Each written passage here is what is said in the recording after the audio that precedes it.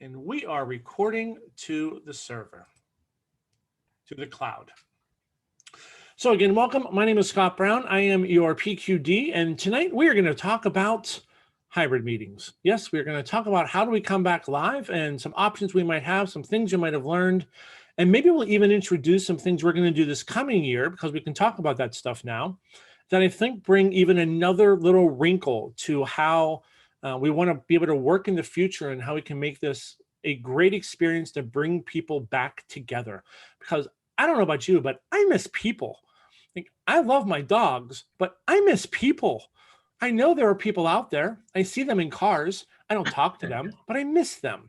So let's figure out how to get these people back together. And I think that'll be great for clubs and everyone else. Sharon, it is fantastic to see you. How have you been? Welcome back. We've missed you. Thank you. Welcome. Hello. Very nice to have you back. So we're going to start with let's just get a feel for how many of you out there are the ones that have, so everyone knows, who are the ones that are currently doing hybrid meetings or that have done hybrid meetings in the past that have some stuff to be able to share. Mandy, Sam, Stephen, yeah. Myself, anybody else? So kind of the four of us. Cool. All right, so let's start with the opening question. I think this is the best place we can possibly think to start. How many of you want to go hybrid? How many of you are trying to do that? Or looking to do that eventually? How many of you ended up on the wrong call and you're not quite sure why you're here? It's possible, right? I know. We got to have some levity, right? It's been a busy week. Levity is always good. So for those of you whom are currently doing hybrid meetings, I'd love for you just to kind of unmute one at a time for a couple of seconds and just share some of what you have learned about doing hybrid meetings, about what are the big things, what are the advantages you found, what are the stumbling blocks you found, what are the learnings you had, what do you wish you knew then that you now know now, if that's even a sentence, but what did you learn? What can you share? So Mandy, you're unmuted, go ahead. Sure. So our club has been doing hybrid meetings for probably a couple of years now. We're a corporate club, so we generally meet at noon every other Tuesday.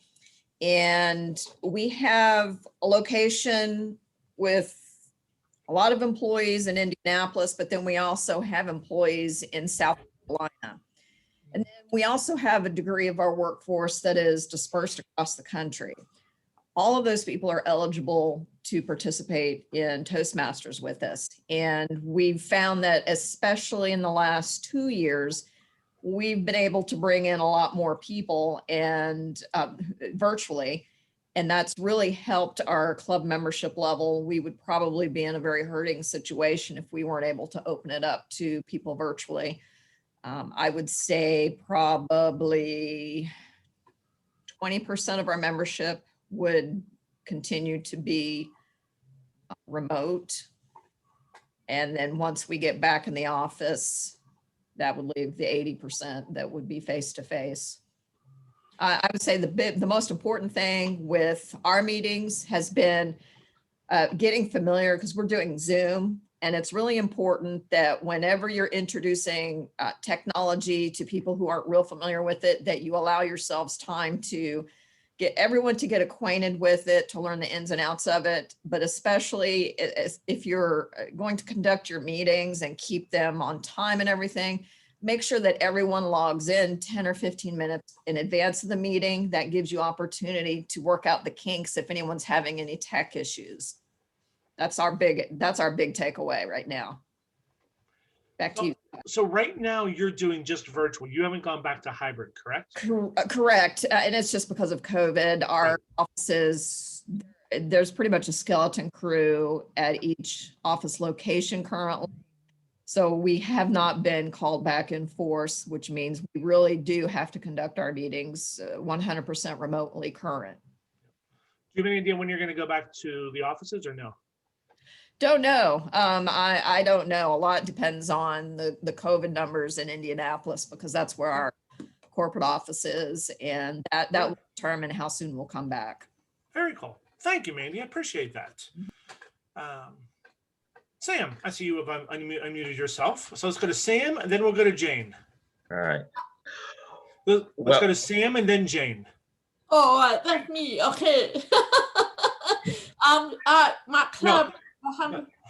Sam, Oh. Sam, then Jane. I'll get them on order. Go boy. Okay. Well, I'm involved with 3 clubs that have had at various points hybrid meetings over the last, well, actually about 3 or 4 years. My home club had hybrid meetings before the pandemic, but it was most people were in the room with 2 or 3 people online. And then with the pandemic since last year, a couple clubs have done hybrid meetings where 2 or 3 people are in the room while most attendees are online.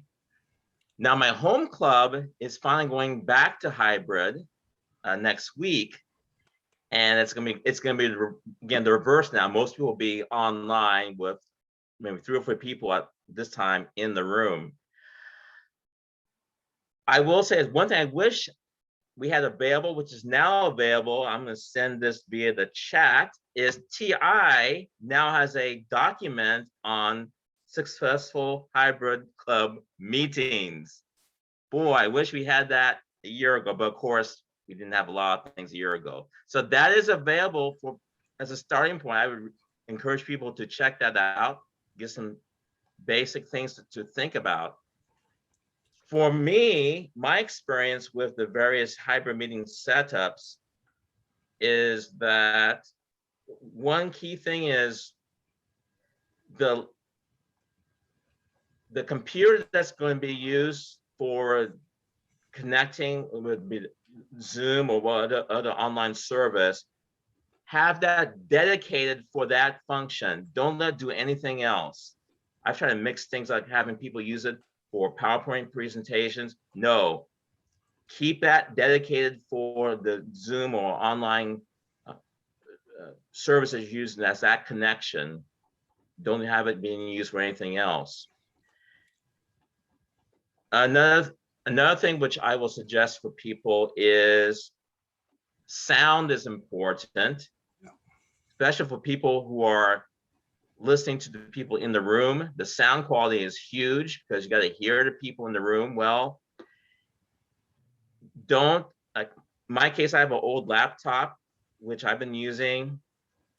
The sound quality from the microphone and that built-in microphone for the laptop, not good.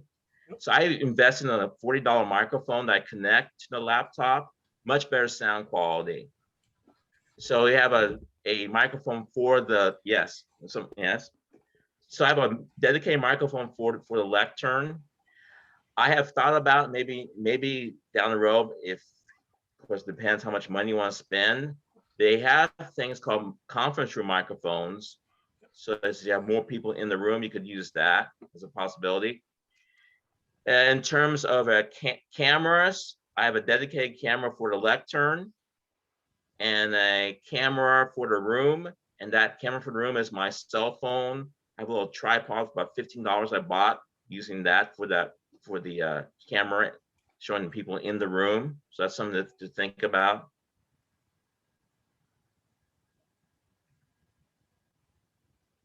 In terms of, sorry, I wasn't sure if you were frozen or just thinking. I think you were thinking. My bad. I was frozen because I was switching to something else here. Gotcha. In terms of the video, I have a projector. I would encourage you to go the cheap route and get, if you have a TV monitor, someone could either bring one in, or I'm fortunate the facility my home club is in, there's a TV monitor which we can use to connect so the people in the room can see the online participants. You just need to make sure you have a HDMI cable to connect to your laptop so that happens.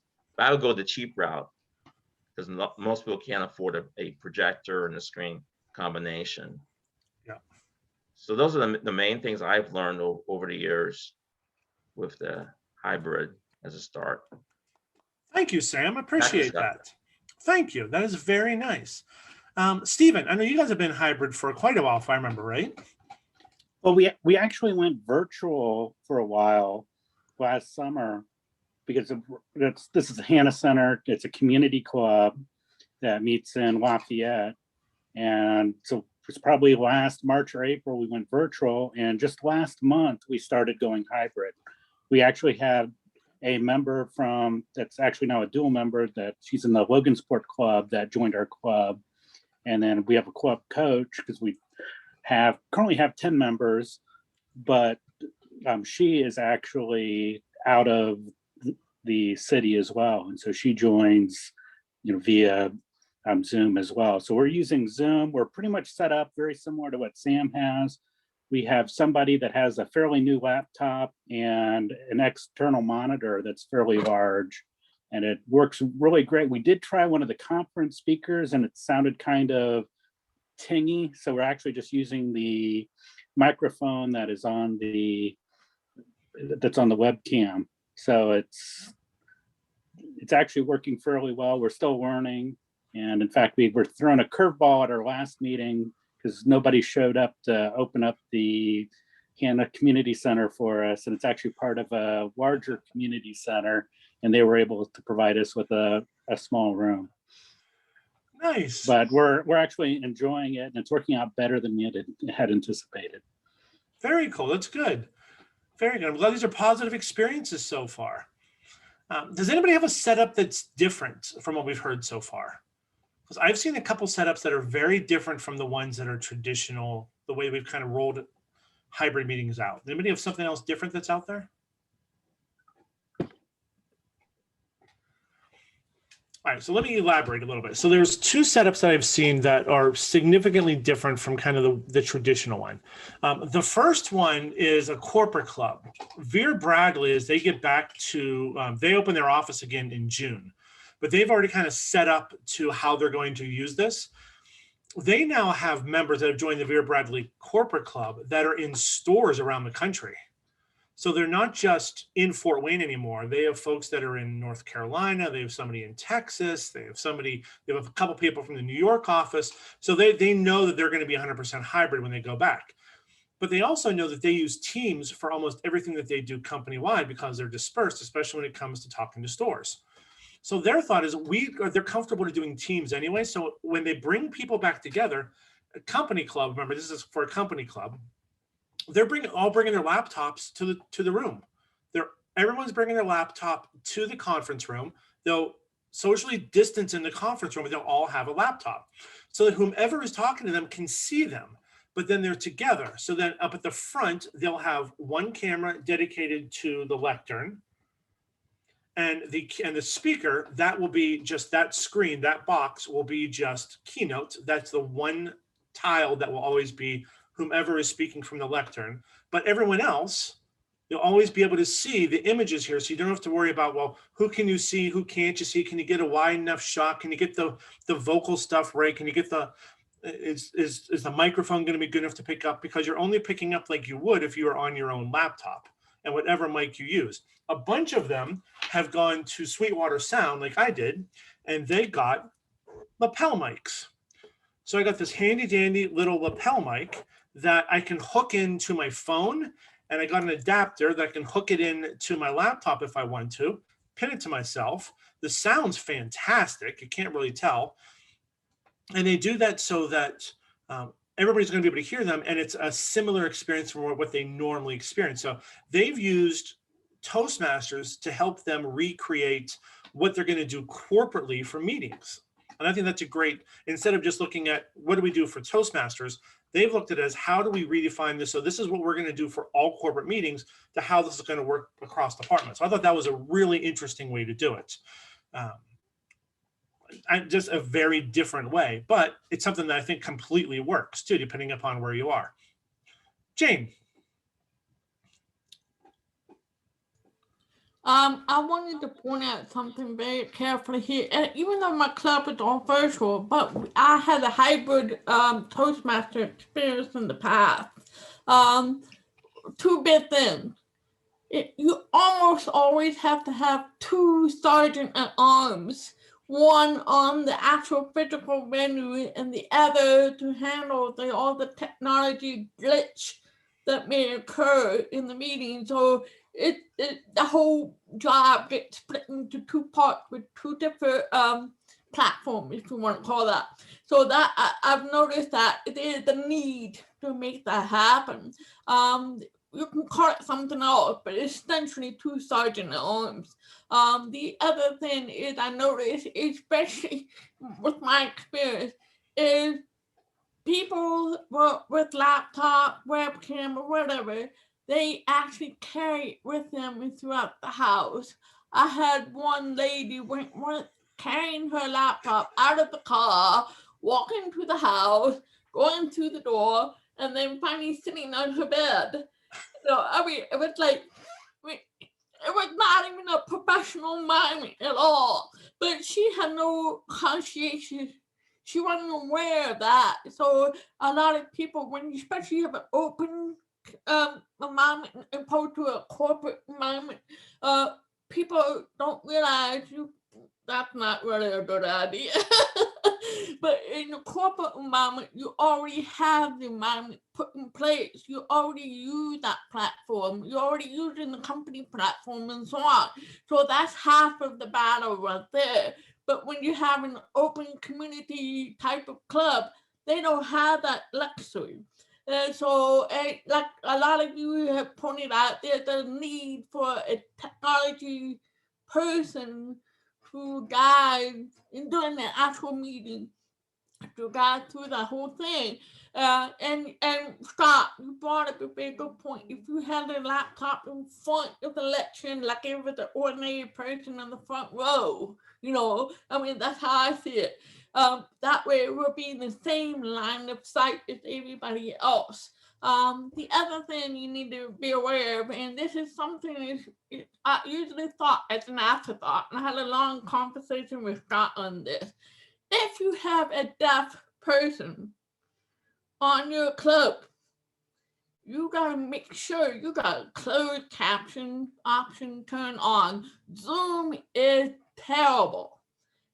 Zoom has a lawsuit that the deaf community is filing against Zoom because they're not providing accommodation for the deaf people to have live captioning option. It only applies to people who have a professional pay subscription. So it defeats the purpose when you're trying to make it accessible for everybody. The best one in the world is Microsoft Teams. And they have an automatic artificial intelligent live captioning. And that's what I use every day at work. And oh my God, it's the godsend for me. But WebEx, YouTube is the second best. YouTube is 75% accuracy rate. Microsoft Teams is roughly by 85% accuracy rate. It's not going to be perfect, never will be. But the important thing is, if you're going to do a streaming or if you're going to do a hybrid, be aware of what kind of accommodation your members need and to apply. So it will go either way. I prefer to be virtual, even though I'm very capable of going in person. And the only reason why I like it virtual is I capture everything through caption. And fortunately, technology has gotten better to a point where I can bring my iPhone, work iPhone with me and watch you speak in real person and caption right in front of me. So there may be technology that those people are not aware of, or they don't have the money to have a smartphone or whatever. So just be mindful of that as well.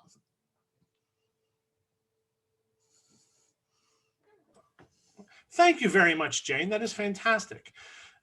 You probably heard me talk earlier, if you were on the call earlier today, you heard me talk a little bit about we're going to go to a streaming process for this coming year.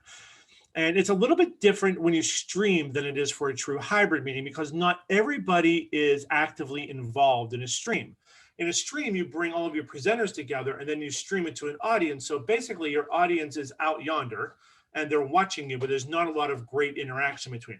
It's another option you have depending upon what you want to do with your club, specific space requirements, specific meeting requirements. Like we'll do that for like Fall Education Day, we'll end up doing a streaming so everybody can see it, bring people together, let them experience, and then stream it out. So it's another option that's out there. It's a little bit different. It's not really the same as a hybrid, but it's another opportunity to get other people involved, and is a really good opportunity to kind of introduce yourself to communities if you want to stream a meeting and then be able to show that to individuals that may have never been able to come to Toastmasters, that don't know anything about us whatsoever.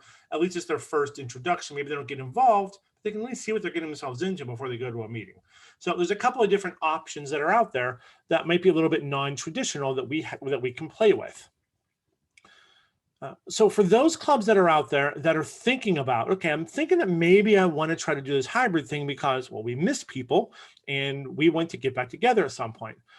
What are your concerns? What are the questions? What are the stumbling blocks you're coming up with for going back to some sort of a meeting process that you can at least go hybrid? What can we answer for you? There's a lot of folks on here that have been doing this. I started doing hybrid meetings as soon as I moved to Indiana. I stayed in my clubs in Florida, and we've been doing hybrid since the day that I walked out of Orlando in 2018, before all this stuff hit. So what can we answer for? Oh, Patty, your club is hybrid also. What are the things you've learned? So before we get into the clubs that haven't gone yet, what have you learned from going hybrid that you could share that are some great learnings?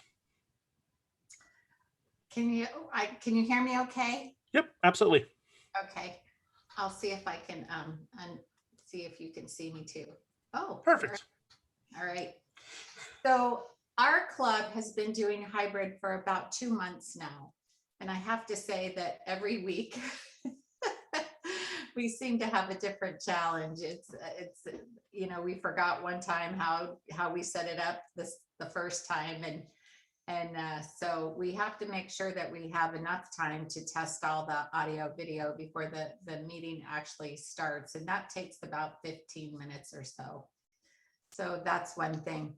We've tried different scenarios where having a big screen in the back for the presenter to look at, or the big screen next to the podium, or this kind of microphone and that kind of microphone. And I think we're pretty settled now on what we're doing, so that we have one screen, one camera in the back where everybody can see everybody in the room. So our club has people in it coming in person that don't have computers, that don't know how to use the technology. So they're never going to be showing their face on Zoom at the same time. It seems we're so used to Zoom at this point that people are now, like, when somebody gets up to the podium to speak, they're saying, "You're not looking right at the camera."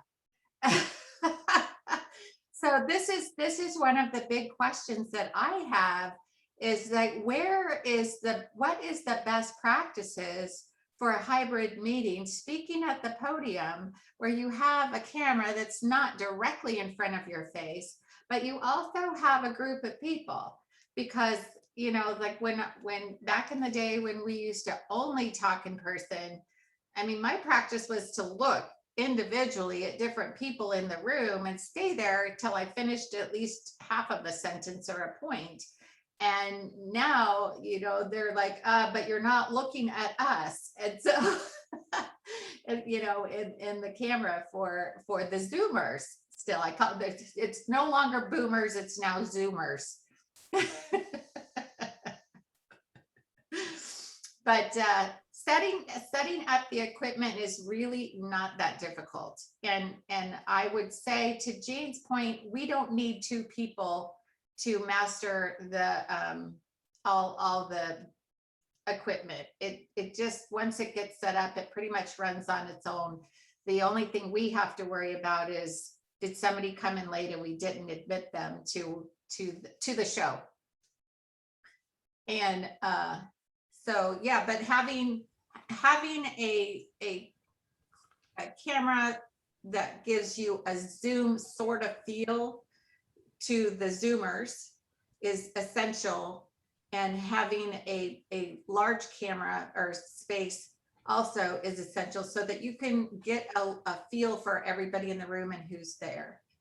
So that's what we've done, and it's working out so far. I've had no complaints other than where do we look for eye contact. Very nice. So Sam, I saw you raising your hand when she was asking about eye contact. So what do you say about eye contact, Sam? Well, the way I've got it set up is I've got the camera at the lectern. It's behind the lectern. The speaker can look at looks into the computer monitor and sees the Zoom, all the Zoom videos, the online videos.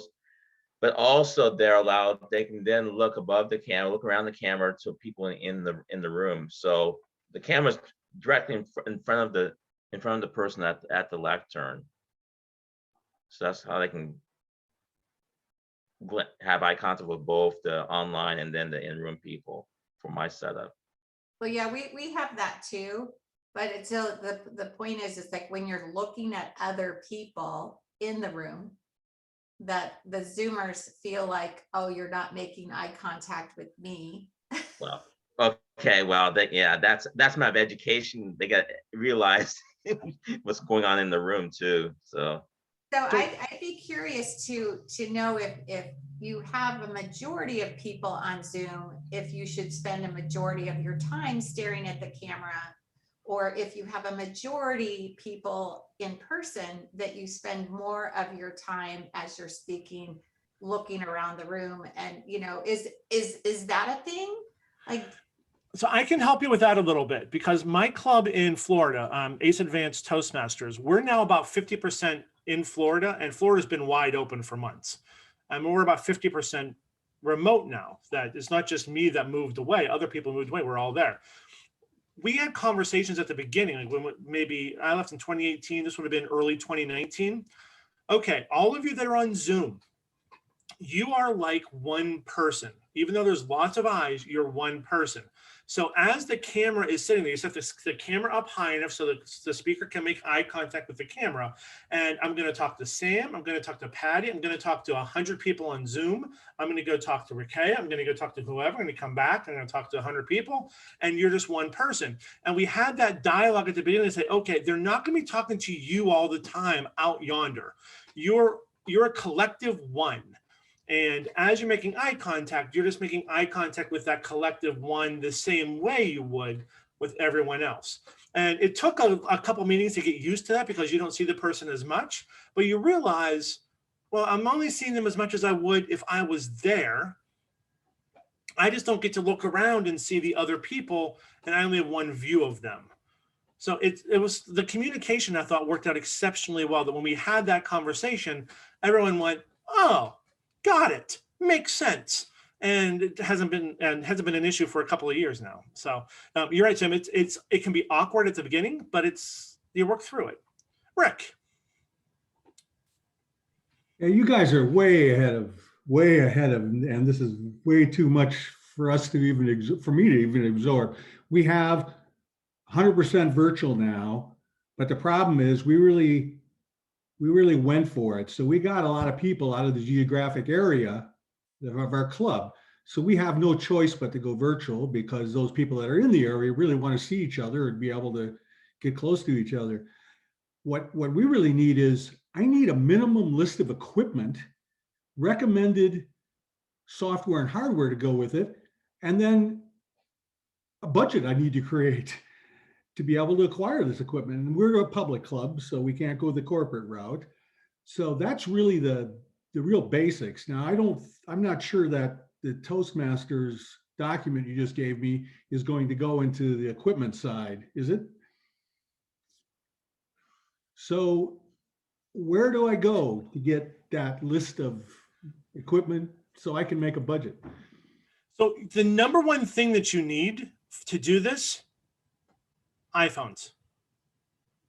The cameras on iPhone, hear me out, Rick, for a second. The cameras on iPhones are good enough that you don't have to go buy expensive camera equipment. The cameras on your iPhone's good enough that you get a really good view on Zoom and wherever the person's watching through the cameras. And you need to have, and two of them is the best bet, so that you can have a camera. So you're going to have a camera looking at the speaker, and then another one looking at the audience. So if you have a tile, you have a camera looking back at the audience, say you have 20 people in the room and you have 8 people on Zoom. That camera looks back at the audience. And now all of a sudden, all those people that are on Zoom can look over at the square over here and see 20 people sitting in the audience and know who's there. And it builds a little bit of a contact. To hold these, just those little cheap tripods you can get at like Office Max for $5. Set them on a table, right? Sam, you're using that, right? Yeah, they're inexpensive. You can set them on a table. If it's too low, get books. Just pile them up for whatever to get the right height for it. So for broadcasting it, this is the easiest way.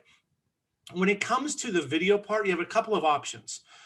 The cheapest one that's out there that can work in pretty much any room. Remember when we used to all have, yes, we'll get to that in a second, Jane.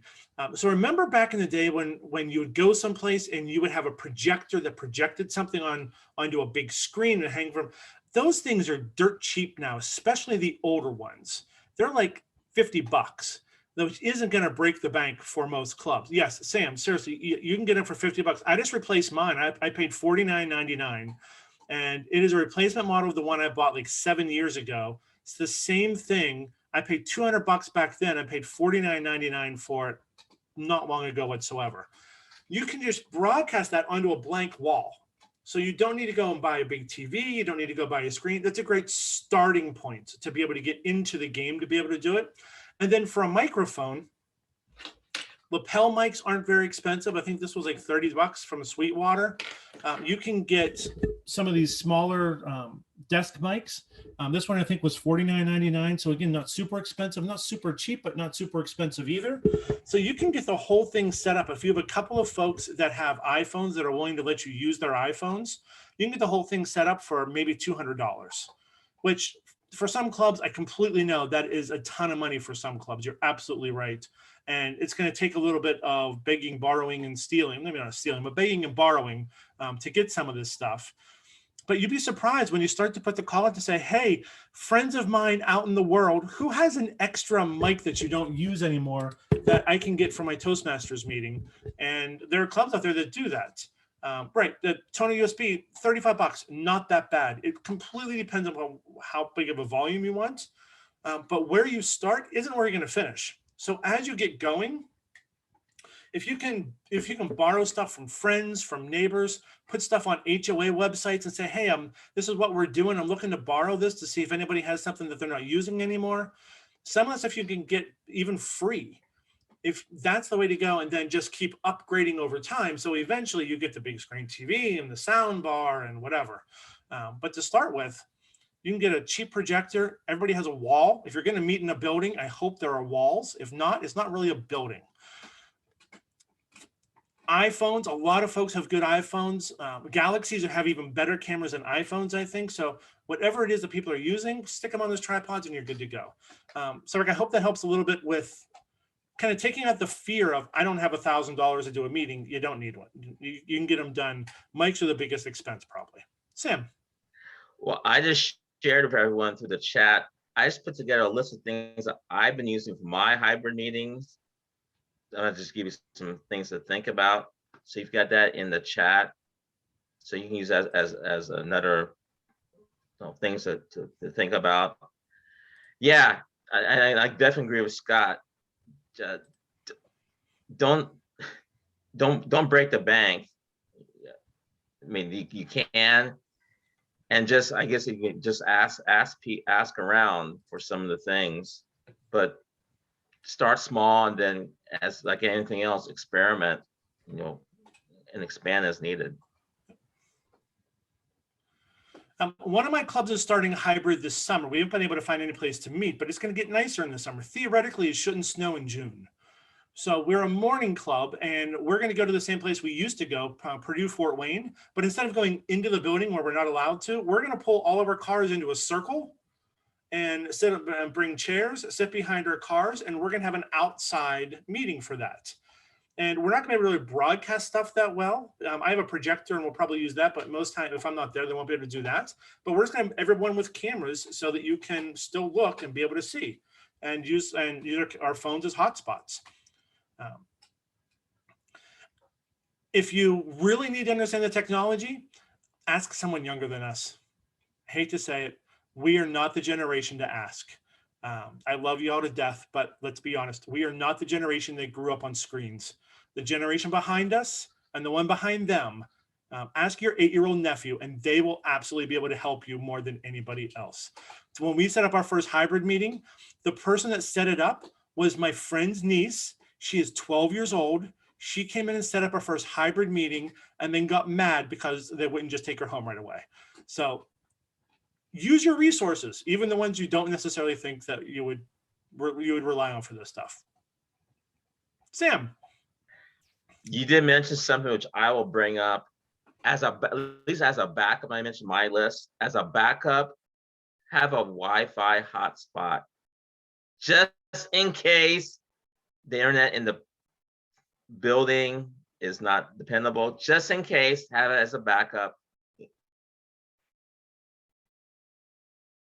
I have had my phone ready and hooked up to go to a Wi-Fi hotspot if my internet dropped all week, just in case.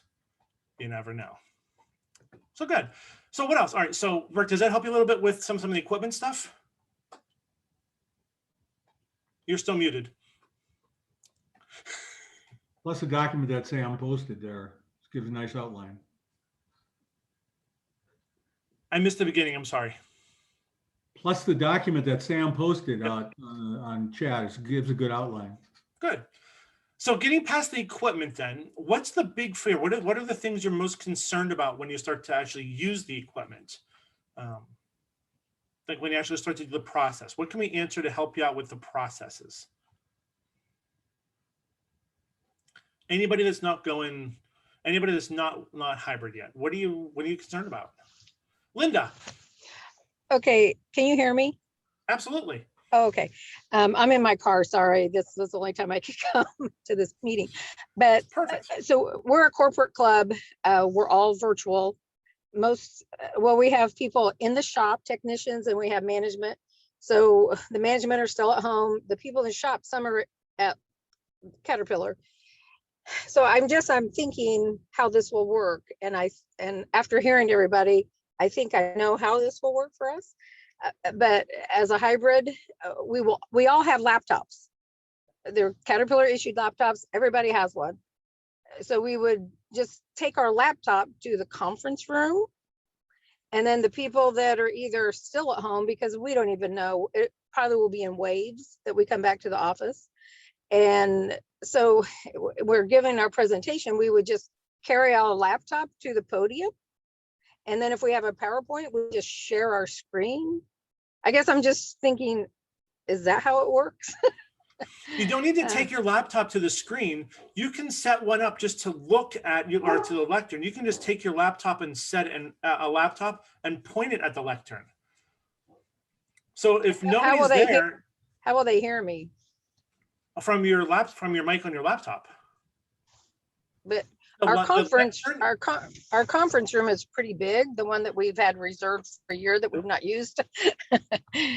So I mean, I don't think the sound would go to the other people. So, the ones so in the room, yes. All right. So the way you're thinking of it is you have to be able to hear. You have to be able to hear what they're saying through that laptop. When someone's at the lectern, they're just like box 3. So like right underneath me is Sam.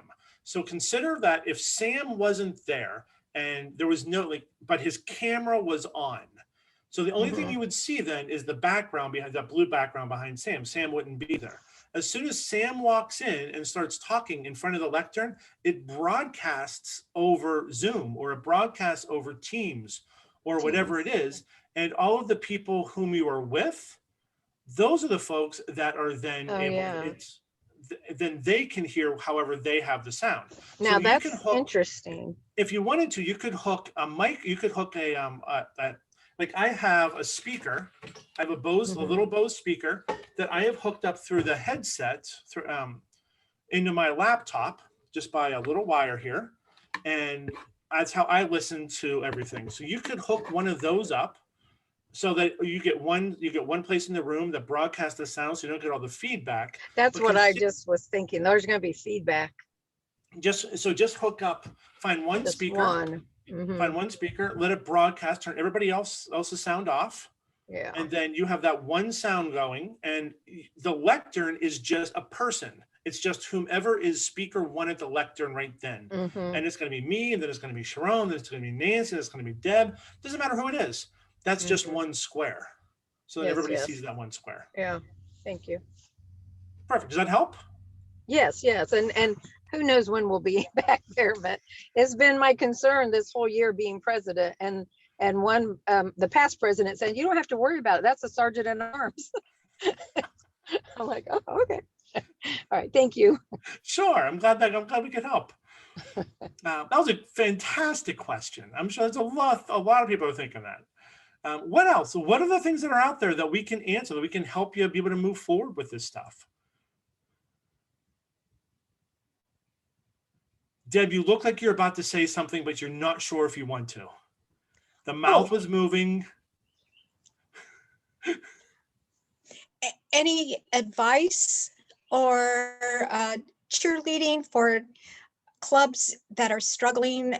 Two of our members are, or maybe three of our members are long-term members who might not be totally motivated to push forward.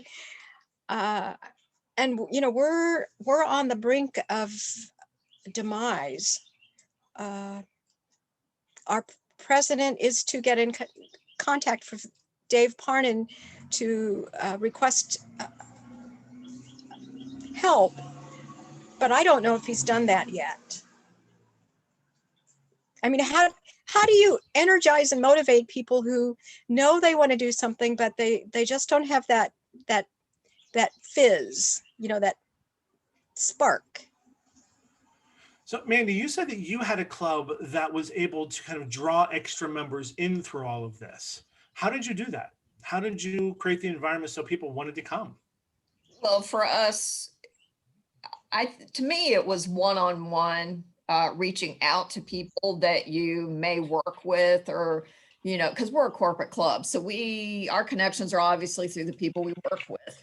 But I would say it's especially nice if you have people that are just friends of friends. You may find yourselves talking about work and things, you know, the challenges that people have had with work, or any type of other social gathering that you have. And to me, that's a really great opportunity to say, hey, you know, we got a bunch of people that are working to improve their speaking abilities and their leadership skills for all sorts of personal things, not just work related. I mean, honestly, I can't remember the last time anyone in my club gave a speech that was work related, and we're a corporate club. So my last speech was about my kids and pets and the adventures we had with them when they were little. So, you know, it's really a lot of fun. And if you really focus on the fun aspects of it, the social part of it, that's a really great way of drawing people in. It's not just because someone's on a career ladder that they're trying to climb, you know,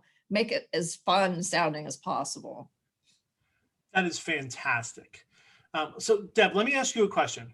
Why did you keep going back to the club that you belong to? Tradition, Okay. loyalty. Did you like the I people? don't want to see. Yeah, I like the people. I don't want to see it Oh. fail. And what's neat about our club is that we do have a variety of people from the community and from Purdue, from Indiana, and from foreign countries. We have a very small membership. Yep. So if you went there because you like the people and the relationships, how many of the rest of you belong to a club where you like the people you hang out with at Toastmasters? Well, geez, I hope everybody. Exactly. It helps out. Patty's like, nope, don't like those people whatsoever.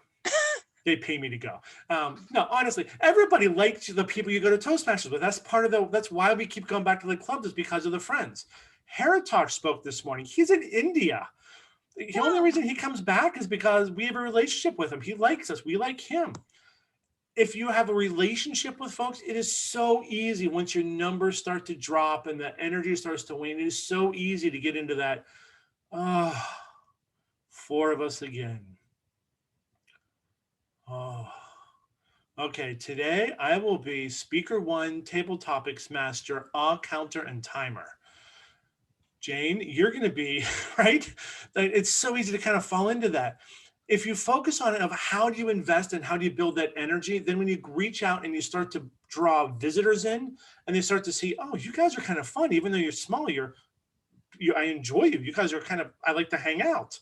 I think I'm going to come and hang out with these people on a regular basis. The energy and the fun that you create from the environment, from the relationships, it is so hard when you are down to 4 members, 6 members, and all that you see every week are the same people. Use the Boost program to draw some people in. Reach out to your area director, your division director, everybody that just ran and won for district offices. All of us are always more than willing and want to go out and help people as much as possible. You can find new voices and faces and just create that fun environment. Every time, Nancy, I'm going to call you out because every time I go to Crescent City, you people are just fun. You're really, really nice people, flat out nice, fun people. And every time I see the invite, I'm like, I should do that. But for the past 4 months, I was like, I don't want to get disqualified. So, right? But you find the people that you like and you want to hang out with, and you keep going back to them. Find that atmosphere, that kind of culture. And once you're able to attract some people in, they'll want to stay. You know, one thing that we've talked about and makes good sense is to invite guest speakers from other clubs who will give pathway Boost. speeches, hopefully. Yep. Boost. Yeah. Use the Boost. Boost. Okay. Boost is going forward. We're sticking with Boost next year. Guarantee it. I know the guy. Mark Walton was the guy. I guarantee it's staying. Linda. Hey, Deb, did you guys, there is a man from Lafayette, Colorado that's going to all the Lafayette Toastmasters Club, and he came to Caterpillar. I know he went to Top of the Morning in Purdue. Is he coming to your club? That would be a great boost, I think. Yeah, that would be fun. I mean, we could have fun with all of the different Lafayettes in this country. Did But he no, contact you? He Not- contacted all the presidents of Well, all I'm the not- Lafayette clubs. Yeah, I'm not the president, and Find out who your president is. I know who our president is, and he's so stressed with work and school and looking for a job, and I think he has children, and holy moly. Okay, well, I have this guy's name. I could send him to you if you want it. Yeah. His name's Jay, and he's an older guy, but he's got a great message. Older guy. He's like my Cool age. it. Cool it. So, okay, Deb, I need to get your information. I don't know if I have it, but Okay.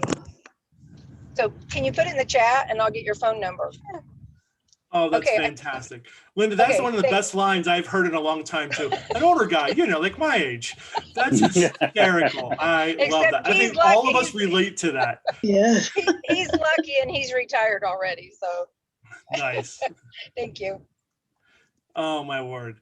All right. So I would love to keep this conversation going. We have a time limit tonight because we have a massive, incredible keynote speaker in 10 minutes. I want to make sure that you all get to be able to go there.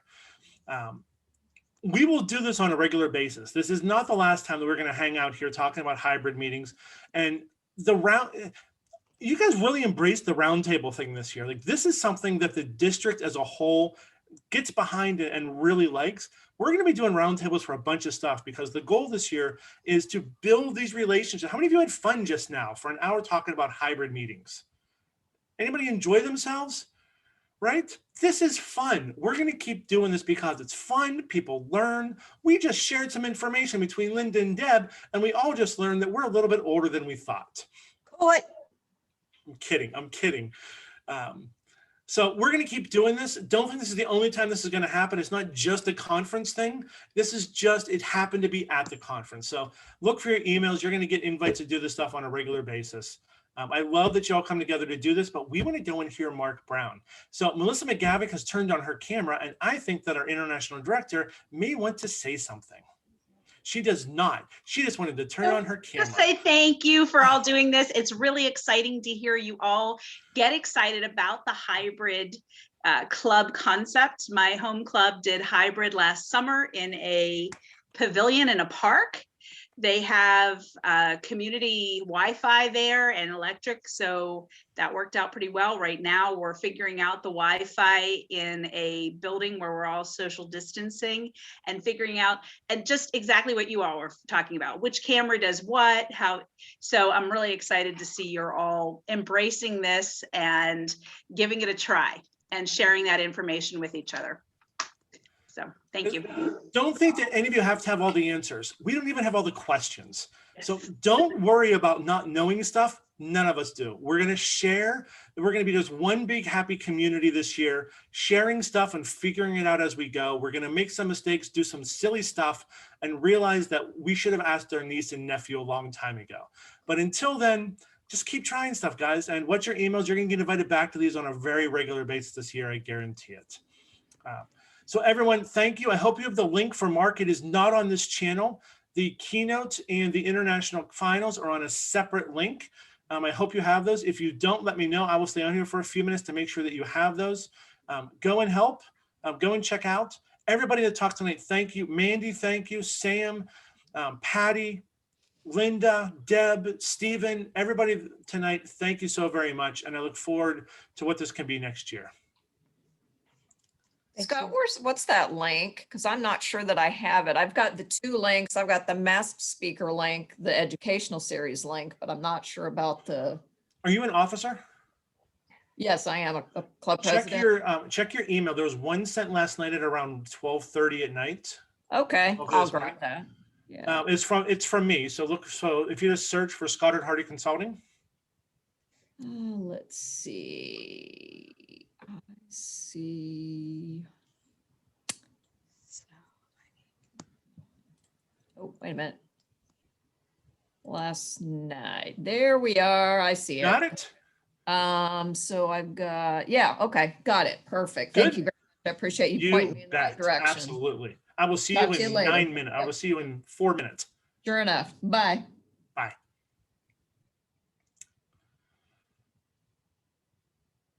All right, Karen, I saw that you just joined. If you're joining for the keynote, you're on the wrong link. This one is ending. This was a meeting about hybrid clubs. Mark is on a different link. Did you get the link for the international finals and Mark's keynote?